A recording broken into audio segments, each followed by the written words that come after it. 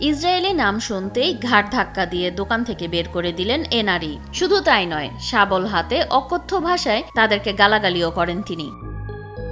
Israeli সংবাদ মাধ্যম Times of Israel জানায়, গত 23 নভেম্বর 2 ইসরায়েলি উত্তর পূর্ব অস্ট্রেলিয়ার টাউন্সভিলেতে ঘুরতে যান। সেখানে তারা ফ্লাইন্ডার্স টোবাকো নামের একটি দোকানে যান। দোকানে ঢুকতেই তাদের চোখে পড়ে সেখানে একটি সাইনবোর্ডে ফিলিস্তিনিদের সহায়তা করার অনুরোধ জানানো হয়েছে।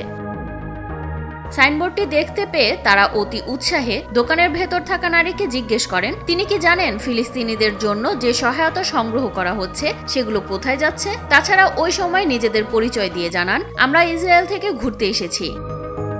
ইসরায়েলি পরিচয় শোনা মাত্রই 2 ইসরায়েলি পর্যটককে নিজের দোকান থেকে অনেকটা ঘাড় ধাক্কা দিয়ে বের করে দেন অস্ট্রেলিয়ার ওই নারী। এছাড়া তাদের অকথ্য ভাষায় গালাগাল করে বলেন, আমি ইসরায়েলকে ঘৃণা করি, তোমরা নোংরা ইহুদি।